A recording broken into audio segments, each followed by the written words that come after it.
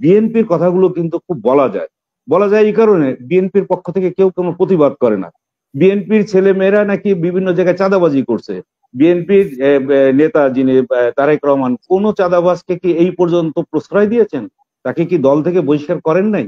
তাহলে এবং তারা আইন শৃঙ্খলা রক্ষাকারী বাহিনীর কাজ কি? তারা কি যেখানে চাঁদাবাজি হবে তারা সেই চাঁদাবাজকে ধরবে না? ধরে না কেন? আগামীতে আমরা নাহিদকে প্রধানমন্ত্রী হিসাবে দেখতে চাই। কে বলছেন? প্রধান উপদেষ্টার প্রেস সেক্রেটারি, সিনিয়র সেক্রেটারি, তার অর্থাৎ সরকারের মতামত কিন্তু তিনি প্রতিফলন ঘটাই দিয়েছেন যে নাহিদ ইসলামকে আগামীতে প্রধানমন্ত্রী হিসাবে দেখতে চান। আচ্ছা, এইটা বলার পরে যারা নতুন এনসিপি করলেন তারা যে সরকারের ব্লেসিংস নিয়ে কাজ করছেন না, এই প্রশ্ন কি আমরা করতে পারি না? আপনি তো সংস্কারের বিষয়টা আগে ফয়সালাই করতে পারছেন না যে আপনার সংস্কার এত তারিখে শেষ হবে। আপনি বলেন আমার 2026 সালের জুনে সংস্কার শেষ হবে, 2026 সালের ডিসেম্বরে আমি নির্বাচন দেবো। আমি রোড ম্যাপ দিলাম, নির্বাচনে একটা রোড ম্যাপ তো দিতে হবে। এখনো পর্যন্ত কিন্তু সেই রোড ম্যাপটা আসে নাই। তাহলে আপনি সংস্কারের নাম করে যদি আপনি আজীবন মানে অনন্তকাল ধরে যদি আপনি ক্ষমতায় থাকতে চান, সেটা আপনার অসৎ উদ্দেশ্য বলে মনে হবে না আমাদের কাছে? সংস্কার বলতে আমরা কি বুঝি আগে এই জায়গাটাতে আমরা ক্লিয়ার করতে পারছি না। সংস্কার কি একদিনেই সম্ভব, 2 দিনে সম্ভব? আপনি কি বলতে পারবেন যে 1 বছরে সম্ভব, 2 বছরে সম্ভব, 3 বছরে সম্ভব? আপনি কি বলতে পারবেন যে সংস্কার আপনি 3 বছরে করে দিতে পারবেন, 5 বছরে করে দিতে পারবেন? আমার কাছে যদি মনে হবে যে আপনার এই সাংবিধানিক এই সংস্কারটা আমার পছন্দ হলো না, নির্বাচন যখন সংস্কার করতে যাবেন, নির্বাচন কমিশন যখন করতে যাবেন, আমার এটা পছন্দ হলো না। আপনার তো এটা কোনো বিজ্ঞান না। সংস্কার কি কোনো বিজ্ঞান? আপনার চীনে সংস্কার হয়েছে না? চীনের কমিউনিস্ট পার্টি থেকে সংস্কার করে তারা কালচারাল রেগুলেশন করে নাই, কত বছর ধরে তাদের করতে হয়েছে। তারপরে কমিউনিস্ট বিপ্লব যেখানে ঘটেছে রাশিয়া কত বছর পরে এসে গ্লাসনস্ট, তারপর খোলা জানালা নীতি, এই সমস্ত গুলো করেছে না? তো এইগুলো আপনি আজকে আমি যে শার্টটা পরেছি এই শার্ট আপনার কাছে ভালো লাগে নাই, তাহলে তো আমাকে এটা চেঞ্জ করতে হবে, আরেকটা শার্ট পরতে হবে। আপনি আজকে যে জিনিসগুলো আমি করছি এই জিনিসগুলো তো আপনাকে পরবর্তীতে ভালো লাগবে না। আপনার কি বিগত শতকের যে সমস্ত ঘটনাগুলো ঘটেছে তাকে আমরা কি এখন গ্রহণ করি না? তাহলে সংস্কার হচ্ছে একটা চলমান আপনার বিপ্লবের মধ্য দিয়ে বা চলমান ঘটনার মধ্য দিয়ে আপনি এটা সংস্কার করবেন। আপনি এখন যে সরকার ক্ষমতায় আছে সেই সরকার তারা বলতে চাচ্ছে যে মানে সরকার তো ওইভাবে বলে নাই, আমাদের সুশীল সমাজ বলে যাচ্ছে যে আমরা কিভাবে সংস্কার করব, তারা বলে যাচ্ছে আপনি সংস্কার করেন, যাই করেন, যে ঘটনাই ঘটান না কেন, আপনি কি একটা নির্বাচিত পার্লামেন্ট ছাড়া সেই সংস্কারগুলো কি পাশ করাইতে পারবেন না। 2 নম্বর কথা হলো সবচেয়ে যে আফসারি সাহেব অত্যন্ত খুব মানে জোরালো ভাবে বললেন যে বিএনপি চাঁদাবাজি করে যাচ্ছে। আচ্ছা, বিএনপি চাঁদাবাজি করে যাচ্ছে সবগুলো, ওনার প্রায় 300 কিন্তু তালিকা রয়েছে ওনার কাছে যা মনে হলো। এর ভিতরে কি উনি কি একবারও বলেছেন আমাদের প্রশাসনে যে ডিসি এসপি নিয়োগ করা হয়েছে, আমাদের ব্যাংকগুলোতে এমডি চেয়ারম্যান নিয়োগ করা হয়েছে, কারা করেছে? আপনি কি বলতে পারবেন বলেছেন? একবারও বলেন নাই। আপনি ইসলামী ব্যাংক, তারপর ইসলামী ঘরানার যে সমস্ত ব্যাংকগুলো যে আগে কাদের কাছে ছিল এখন কাদের কাছে আসছে, আপনি কি বলেছেন? তারপরে বিভিন্ন বাসের অনেক জায়গায় বাসের যে সমস্ত কন্ট্রাক্টরি, তারপরে তাদের যে অবস্থানগুলো মালিকানা বিভিন্নভাবে চেঞ্জ হয়েছে, কারা করেছে? এগুলো আমরা কিন্তু পত্রপত্রিকায় দেখি না, কিন্তু গোপনে গোপনে হয়ে গেছে। তারপরে আপনি কিছু যে এখন পৌরসভাগুলোতে প্রশাসক নিয়োগ করা হবে, কারা করছেন এটা? কাউন্সিলরের জায়গায় প্রশাসক নিয়োগ করা হবে, ইউনিয়ন পরিষদে প্রশাসক নিয়োগ করা হবে, এগুলো কারা করছেন? বিএনপি করছেন? একবারও কি উচ্চারণ করেছেন আফসারি সাহেব? করেন নাই। কিন্তু বিএনপির কথাগুলো কিন্তু খুব বলা যায় এই কারণে বিএনপির পক্ষ থেকে কেউ কোনো প্রতিবাদ করে না। বিএনপির ছেলে মেয়েরা নাকি বিভিন্ন জায়গায় চাঁদাবাজি করছে। বিএনপির নেতা যিনি তারেক রহমান কোন চাঁদাবাজকে কি এই পর্যন্ত প্রশ্রয় দিয়েছেন? তাকে কি দল থেকে বহিষ্কার করেন নাই? তাহলে এবং তারা আইন শৃঙ্খলা রক্ষাকারী বাহিনীর কাজ কি? তারা কি যেখানে চাঁদাবাজি হবে তারা সেই চাঁদাবাজকে ধরবে না? ধরে না কেন? 2 নম্বর কথা হচ্ছে তারেক রহমানের মানে ওয়াসার নিয়োগের ক্ষেত্রেও তো আমরা দেখি নাই যে বিভিন্ন জায়গায়, আপনি প্রত্যেকটা জায়গায় দেখেন না, প্রত্যেকটা জায়গায় এখন নিয়োগ দিচ্ছে কারা? কাদের গভর্নমেন্ট আছে এখন? সেই গভর্নমেন্টে কি এই মানে ছাত্রদের কোনো প্রতিনিধি নেই? ছাত্রদের প্রতিনিধি এই যে প্রেস সেক্রেটারি, শফিকুল আলম, তিনি যখন হাত দিয়ে বলেছেন যে আগামীতে আমরা আসিফকে আসিফ রাই নাহিদ নাহিদ আমরা নাহিদকে প্রধানমন্ত্রী হিসাবে দেখতে চাই, আগামীতে আমরা নাহিদকে প্রধানমন্ত্রী হিসাবে দেখতে চাই। কে বলছেন?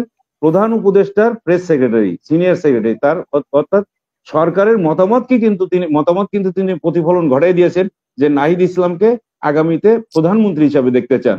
আচ্ছা, এইটা বলার পরে যারা নতুন এনসিপি করলেন তারা যে সরকারের ব্লেসিংস নিয়ে কাজ করছেন না, এই প্রশ্ন কি আমরা করতে পারি না? আচ্ছা, 2 নম্বর কথা হলো যে এই এই যে ছাত্ররা মানে একেবারে আন্দোলন সংগ্রাম করেছে, গত 15 বছর 16 বছর কি বিএনপি বসে বসে ছিল, ঘরে বসে ছিল? তাদের যে 60,000 মামলা হয়েছে এবং 1,35,000-এর মতো মামলা এবং 60 লক্ষ নেতা কর্মী হচ্ছে বিএনপির মামলা খেয়ে তারা জেলখানায় ঢুকেছে, তারপরে তারা বাড়িঘর ছেড়ে দিতে হয়েছে, তাদের ব্যবসা বাণিজ্য তারপরে সহায় সম্পদ বিভিন্ন জনে দখল করে নিয়েছে। সেই দখল করার বিষয়গুলো তারা পরবর্তীতে যখন 5ই আগস্টের পরে নিজেদের জায়গাগুলো কিন্তু তারা ফেরত নেওয়ার চেষ্টা করেছে। এটাকেই বড় করে দেখানো হয়েছে, যেহেতু পত্রপত্রিকা এখনো পর্যন্ত ফ্যাসিবাদের ভূতগুলো কিন্তু এখনো বিভিন্ন পত্রপত্রিকায় বসে আছে, তারা তাদের স্বরূপ কিন্তু দেখাচ্ছে।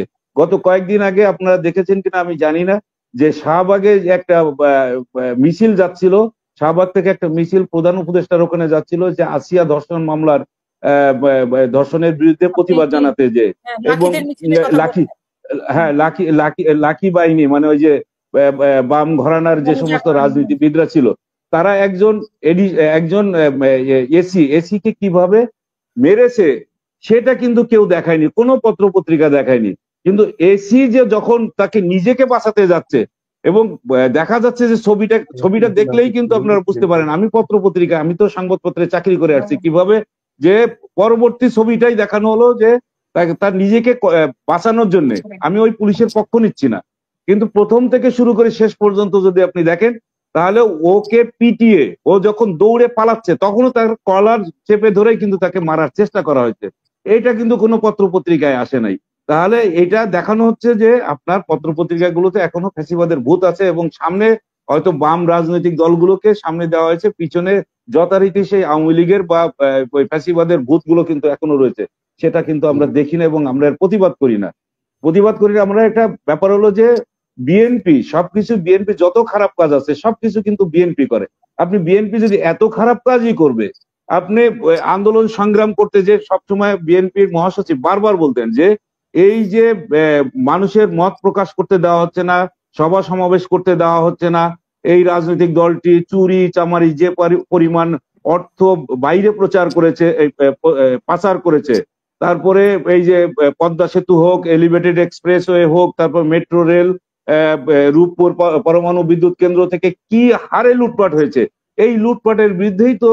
তারপরে এই যে সামিট গ্রুপ কিভাবে লুটপাট করেছে, তারপরে যে কি বলে এস আলম কিভাবে লুটপাট করেছে, এই কথাগুলো তো বিএনপি তুলে ধরেছে এবং বিএনপি বারবার এদের বিরুদ্ধে কথা বলার চেষ্টা করেছে এবং বলেছেন এই সমস্ত মানে অলিগার্কদের প্রশ্রয় দিচ্ছে আওয়ামী লীগ, এবং আওয়ামী লীগের বিরুদ্ধে যতক্ষণ পর্যন্ত না সাধারণ জনগণ না নামবে ততক্ষণ পর্যন্ত এই সরকারের পতন ঘটবে না।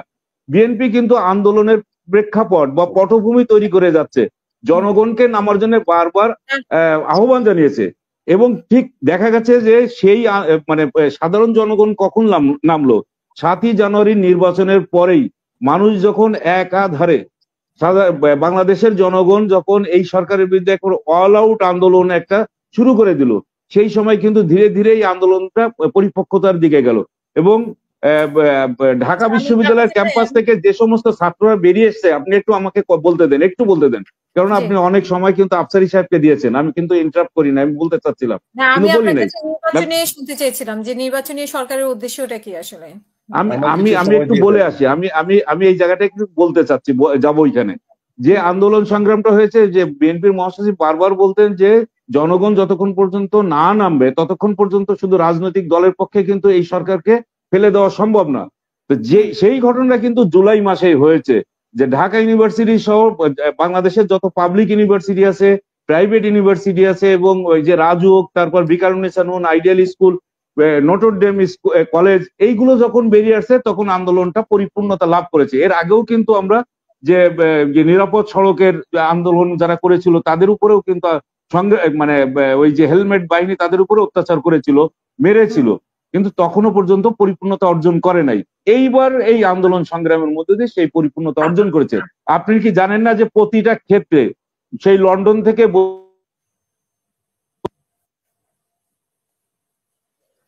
আপনাকে শুনতে পাচ্ছি না কাগজি ভাই, আপনাকে শুনতে পাচ্ছি না। নির্দেশনা তিনি ওখান থেকে প্রতিনিয়ত মনিটর করতেন এবং গত 15-16 বছর ধরে তিনি আন্দোলন সংগ্রামের নেতৃত্ব দিয়ে আসেন। তার দল থেকে কিন্তু এই পর্যন্ত একটাও বের হয়ে যায়নি।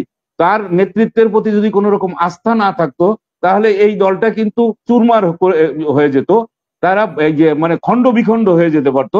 আওয়ামী লীগ যেভাবে এই দলের নেতা কর্মীদেরকে লোভ দিয়েছে, টোপ দিয়েছে, বিভিন্ন সহায় সম্পত্তি বাড়িয়ে দেওয়ার জন্য টোপ দিয়েছে, সেই টোপ তারা তো গেলে নাই। তারা বাড়ি ঘর ছেড়ে দিয়েছে, তারা রাতের আন্ধারে খালে বিলে বিভিন্ন জায়গায় আশ্রয় নিয়েছে। তারপরও কিন্তু এই তারেক রহমানের নেতৃত্বের প্রতি আস্থাহীনতা কখনো দেখায়নি। এবার আসেন আমি আপনার যে কথাটা বলতে চাচ্ছি যে সংস্কারের বিষয়টা। সংস্কার কমিশন বারবার বলছেন যে সংস্কার ঐক্যমত হবে। ঐক্যমতের জন্য তো তারা বিভিন্ন ভাবে ইন্টারনেটে দিয়েছে, ওয়েবসাইটে দিয়ে দিয়েছে, বিভিন্ন রাজনৈতিক দল তাদের মতামত দিচ্ছেও। এখন আপনার সংস্কার আমি যে কথাটা প্রথমে বলছিলাম যে সংস্কার করতে গেলে তো আপনার একদিনে করতে পারবেন না। আপনি 1 বছর আপনি যদি কথা দেন যে আমি 1 বছরের মধ্যে এক বছরের মধ্যে না না আপনি কথা দেন, আপনি বলতে পারবেন। আপনি এই অন্তর্বর্তী সরকার বলুক যে আমি 1 বছরের মধ্যে সংস্কার সম্পন্ন করব, 1 বছরের মধ্যে। উনি বলুন 1 বছরের মধ্যে সংস্কার সম্পন্ন করব এবং 2026 সালের মধ্যে আমি নির্বাচন দেবো, বলুক উনি তো সেটা বলছেন না। তারপরে একবার বলছেন যে এবার এই জুনে তো নির্বাচন হওয়ার কথা ছিল, সেখান থেকে কিন্তু সরে গেছেন। তারপর গেলেন ডিসেম্বরে নির্বাচন হবে, সেখান থেকেও কিন্তু এই যে সংস্কারের কথা বলে উনি বলবেন হয়তো যে আগামী 2026 সালে জুনে আমরা নির্বাচন করব। তাহলে আপনি তো সংস্কারের বিষয়টা আগে ফয়সালাই করতে পারছেন না যে আপনার সংস্কার এত তারিখে শেষ হবে। আপনি বলেন আমার 2026 সালের জুনে সংস্কার শেষ হবে, 2026 সালের ডিসেম্বরে আমি নির্বাচন দেবো। আমি রোড ম্যাপ দিলাম, নির্বাচনে একটা রোড ম্যাপ তো দিতে হবে। এখনো পর্যন্ত কিন্তু সেই রোড ম্যাপটা আসে নাই। তাহলে আপনি সংস্কারের নাম করে যদি আপনি আজীবন মানে অনন্তকাল ধরে যদি আপনি ক্ষমতায় থাকতে চান, সেটা আপনার অসৎ উদ্দেশ্য বলে মনে হবে না আমাদের কাছে? প্রত্যেকটা মানুষের কাছে তাই তো মনে হবে। আপনারা বলছেন যে রাজনৈতিক দলগুলোর মানে ক্ষমতায় লোভ রয়েছে। হ্যাঁ, অবশ্যই রাজনৈতিক দল রাজনীতি কেন করে? রাজনীতি করে শুধুমাত্র ক্ষমতায় যাওয়ার জন্য, জনগণের সেবা করার জন্য। জনগণের সেবা করার জন্যই তারা রাজনীতি করে। এবং এই যে বিগত দিনে যারা রাজনীতি করেছে তারা কেউ কি বলে যে আমি ক্ষমতায় যেতে চাই না, আমরা বাইরে থেকে যাই, বাইরে থেকে কি মানুষের উপকার করা যায়? আমরা দেখতে হবে যে ক্ষমতায় যাওয়ার পরে মানুষ ওই যে শেখ হাসিনা যেরকম স্বৈরাচারী হয়ে উঠেছে বা ফ্যাসিবাদী আচরণ করেছে সেইটা করে কিনা দেখার বিষয় হলো ওইটা। যদি স্বৈরাচারী করে বা ফ্যাসিবাদী হয়ে ওঠে তাহলে তার বিরুদ্ধে তো জনগণ রেডি থাকে সবসময়। জনগণ বুঝে ফেলছে।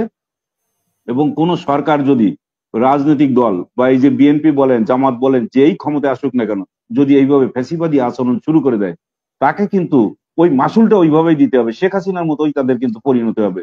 এখান থেকে আর এখন কিন্তু মানুষ ওইখান থেকে আর পিছপা হবে না। এই বিষয়টা কিন্তু প্রত্যেকটা রাজনৈতিক দল তারা মাথায় নিয়েই পরবর্তীতে যতই যারাই সরকার গঠন করুক না কেন শেখ হাসিনার পরিণতিটা তাদের মাথার মধ্যে থাকবে। এই বিষয়টা আমি অন্তত নিশ্চিতভাবে বলতে পারি। ধন্যবাদ।